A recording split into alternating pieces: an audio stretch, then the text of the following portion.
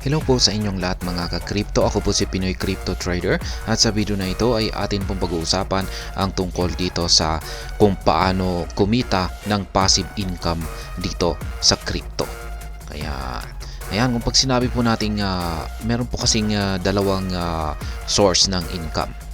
Kung saan ay ito po ay masasabi nating active income at saka passive income. Yung active income ay ito po yung kailangan po nating gumalaw. Ito po ay nangangailangan ng ating pagkilos. Yan, tayo ay kailangan nating magtrabaho para magkaroon po tayo ng kita or sahod. Kaya yan po yung ating mga day-to-day job, yung pang-araw-araw nating trabaho ay yung kinikita po natin dyan ay tinatawag po nating active income. Ngayon ay ito naman yung pangalawa na passive income. Ito naman po yung hindi natin kailangan kumilos, maski natutulog tayo ay kumikita tayo. Kasi yung nagtatrabaho rito sa passive income ay yung ating pera. Yan, parang katulad rin sa bangko. Yung pag ilalagay natin sa ating savings account ay nagge-generate po ito ng interest at kumikita ng maliit na amount. Yung nga lang at maliit kumpag sa mga savings account. Kaya ayan, ganyan po, hindi po nangangailangan ng ating pagkilos or aksyon para kumita ng ganitong income, passive income. Ngayon ay ang tanong dito ay paano nga ba tayo kumita ng passive income sa pamamagitan po ng crypto. At yan po ang ating pag-uusapan sa video na ito, pero bago po tayo magpatuloy ay nais ko lamang po munang bigyang linaw ang aking disclaimer kung saan ang nilalaman po ng video na ito ay hindi po ito isang financial advice. For education and information purposes lamang po ang layunin nito. Maliban po dito ay nais ko na rin pong magbigay babala na wala pong kahit anumang group chat ang Pinoy Crypto Trader. Yan ang sabi po rito ay to generate a steady stream of money with little effort, passive income, money not derived from active involvement such as a salary can be the way to go. While popular approaches to this involve real estate or renting anything from a room to your car, lesser known methods can also be fruitful. Kaya yan na nga, yung sinagaya ng sinabi ko kanina, ang passive income ay hindi po ito nangangailangan ng iyong physical na paggalaw na ditulad po ng ating mga sahod sa pagtatrabaho. Kaya yan, ang isa pang ang ilan pa sa mga halimbawa ng passive income ay yung ating paupahan, yan, real estate. Kapag meron po tayong pinapaupahan diyan ng mga apartment, ayan, ayan, considered po na passive income yung ating kinikita dyan. Or nagpaparent po tayo. Ayan, pinaparent po natin yung kotse natin. Ayan, ayan, kung ano-ano yung ating pinaparenta dyan. Ay basta wala tayong ginagawa ay kumikita tayo. Ayan, nagpaparenta tayo ng parking space. Ayan, passive income po yan. For instance, creating a passive income stream from crypto can end up being very beneficial. Kaya ayan, ayon po rito ay pwede po tayong kumita ng passive income dito sa mga cryptocurrencies at napaka-beneficial po nito. There are many ways to increase your holdings in crypto, but each one has its pros and cons, as well as always carrying some risk. So it needs to be thought of and calculated well, said Karel Verwerdy, Chief Marketing Officer of Cryptology.com. Kaya ayan, pwede po talaga tayong kumita. Napakarami pong mga opportunities para kumita ng passive income dito sa cryptocurrencies. Yun nga lang at meron po talaga silang pros at saka yung kanilang cons. Pero yung dapat po nating malaman dito ay may risk na rin po talaga ito na involved. Lalong-lalo na kung pag hindi po natin alam yung ginagawa natin. Pwede po tayong ma-scam dito.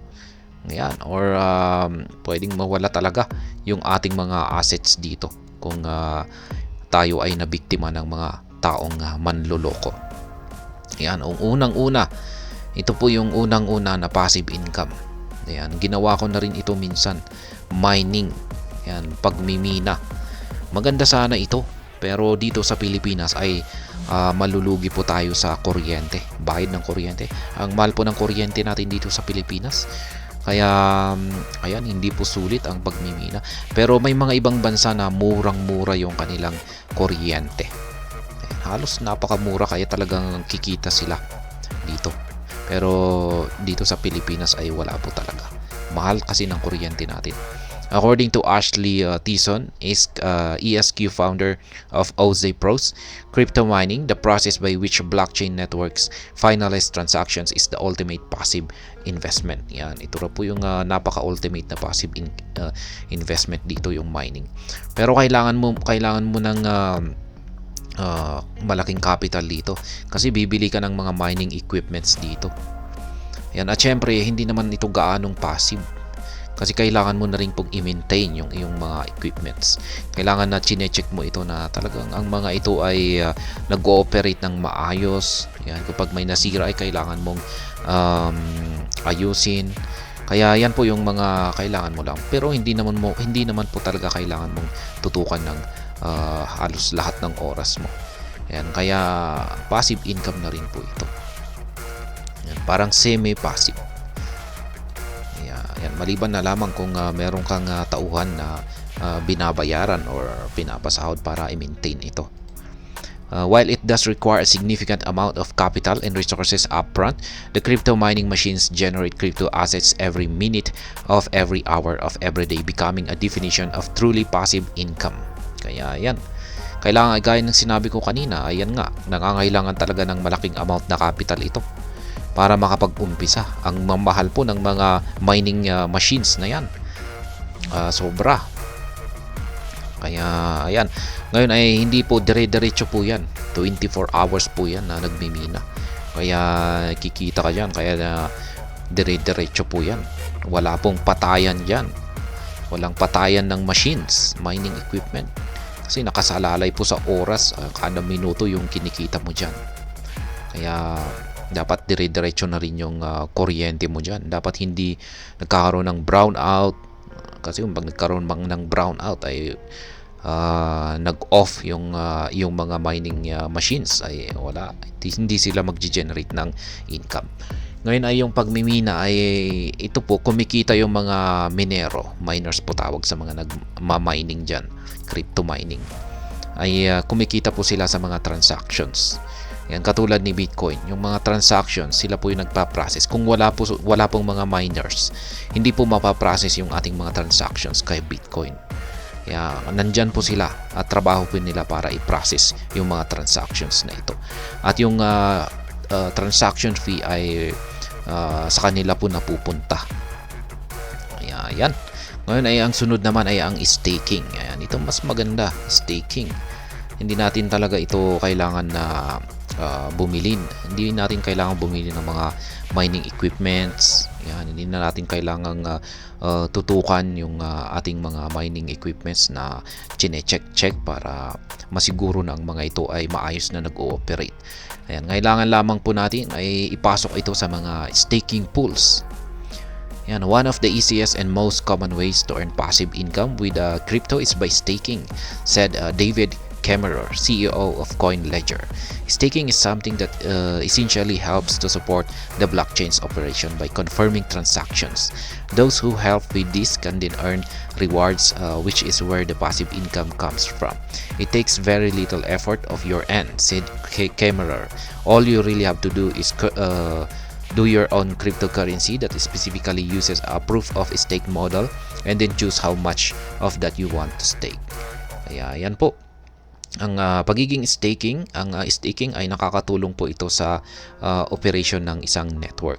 Pinapatibay na rin po nito yung security system ng network. Kaya maganda po itong staking. Ito po yung bago. Si Ethereum ay dati po ay tinatawag po yung mining na proof of work. Yan, proof of work po yan. At si Ethereum ay dati po siyang proof of work. Yan, minimina na rin po si Ethereum. Yan. Pero ngayon ay nag-transition po sila, nag-upgrade po sila at lumipat po sila sa proof of work, proof of stake model po pala. Yan. At ito po ay yung staking. Halos ganito na rin po yung parang system nito sa mining. Yan, yung mining ay nangangailangan lamang po talaga ng mga mining equipments, pero yung staking ay hindi. Kaya tinawag po siyang proof of stake model. Kaya in other words, individuals can lock up their crypto on a blockchain and earn rewards for doing this in the form of regular payments of a certain token that can be accumulated or sold on exchanges. Kaya yan, para makapag-stake ay humanap lamang po tayo ng maaasahan, yung katiwa-tiwala na may mga proof of stake model. Tapos ay ang gagawin lamang po natin ay stake lamang po natin dito sa kanilang staking pool yung ating mga crypto assets. At sa pamamagitan nito ay makikita na po tayo, makaka-earn na po tayo ng rewards dito na mga interest. Meron magbibigay po sila ng interest. Mga APY, makikita, ibibigay naman po nila kung magkano yung APY na makukuha natin. Kaya yan na rin yung mga i-check natin na mga information kung pag meron po tayo nakita na mga proof of stake. Yan, mga staking platforms. Yan, at marami po dyan. At yung aking payo rito ay syempre hanapin po ninyo yung talagang mapagkakatiwalaan.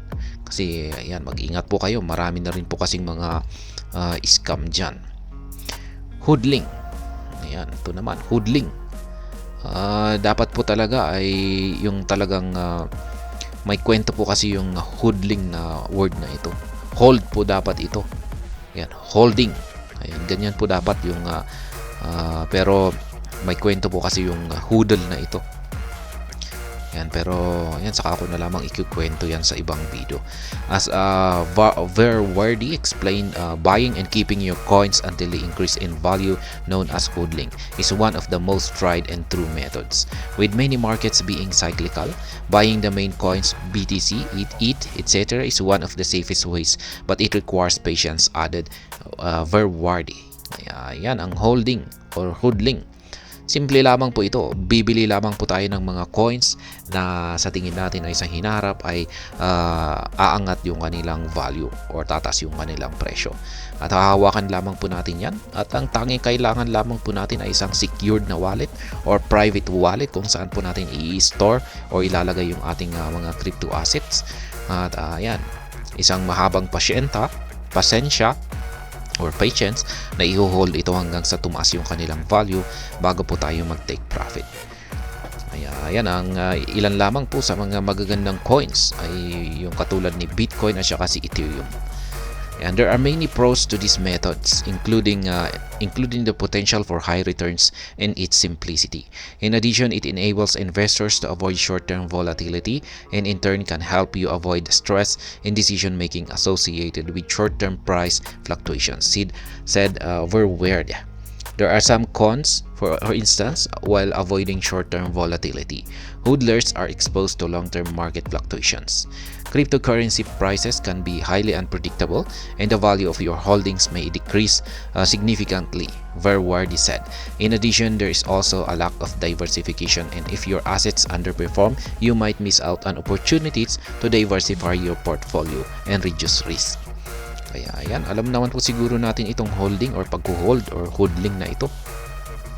Yan, gaya ng sinabi ko kanina, ay yan, piliin po natin yung mga crypto assets na sa tingin natin ay sa hinaharap ay tataas yung kanilang presyo at yan po yung ating i-accumulate. Kaya ganyan lamang po kasimple yan. At ang sunod naman ay ang yield farming. Yield farming is the practice of earning crypto by depositing assets into liquidity pools on DeFi, decentralized finance platforms, and decentralized exchanges such as Uniswap, said Jeff Owens, co-founder of Haven One, and is another way to derive passive income from crypto. He explained that it usually requires two different assets to be deposited in a liquidity pool. And the returns can be high, sometimes hundreds of percents, but the risks are also higher due to liquidations as a result of underlying asset volatility. He said yield farming was extremely popular during the DeFi boom of 2021, but the significant risk deter many crypto users from this practice.